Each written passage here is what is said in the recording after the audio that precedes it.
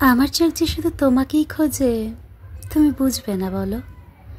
এমন অবুঝ কেন তুমি? এমন নিষ্ঠুরই বা কেন? এই তপ্ত বুক কি এমনই রবে, যেন শুষ্ক ঊষর মরুভূমি?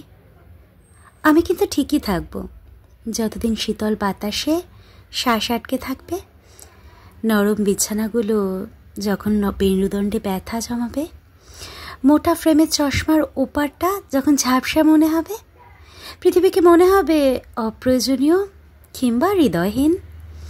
আমি তোমার জন্য থেকে যাব ঠিক ততদিন, কারণ কোনো এক অদ্ভুত কারণে আমি সেকেন্ডের প্রতি ভগ্নাংশে তোমার দিকেই ধাবমান।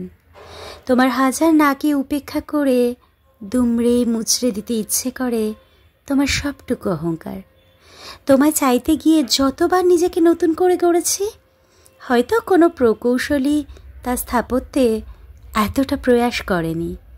করলে হয়তো সে নিঃসন্দেহে ইতিহাসের শ্রেষ্ঠ প্রকৌশলী হতো। তোমার মনের শহরের চৌরাস্তার গলিতে যতবার পা রেখেছি, সেই থেকে আর কোনো দিন নিজেকে নিজের মাঝেই খুঁজেই পাইনি। কারণ সত্যি বলবো, আমি হয়তো তোমাকে চেয়েছি তোমার চেয়ে অনেক বেশি।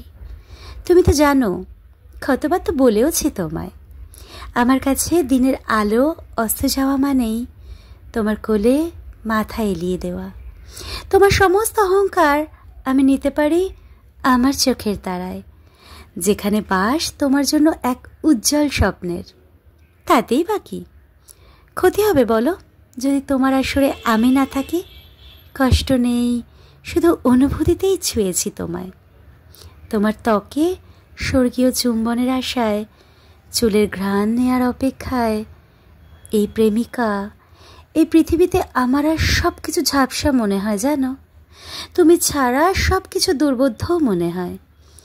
তুমি চাইলেই আমাদের একটা সম্পর্ক হতো, ছোট্ট একটা ঘর হতো, ভোরবেলায় পাখির কিচিরমিচির ডাক, সন্ধেবেলায় গল্প হতো। তুমি চাইলেই আমাদেরও একটা রাত হতো। তুমি চাইলেই হতো চিলে কোঠা, বারান্দার পাশটায় ফুলের টব রাখা। তুমি চাইলেই হতো তপ্ত দুপুরে এলিয়ে পড়ে একে অপরকে হা করে তাকিয়ে দেখা। তুমি চাইলেই কথার ছলে কপালে হামি এঁকে দেওয়া হতো। তুমি চাইলেই হতাম স্বর্ণলতা।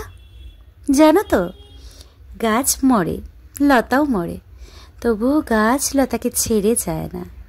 তার সেই শক্তি টিকে থাকে একে অপরের সাথে, কেউ ছাড়ে না।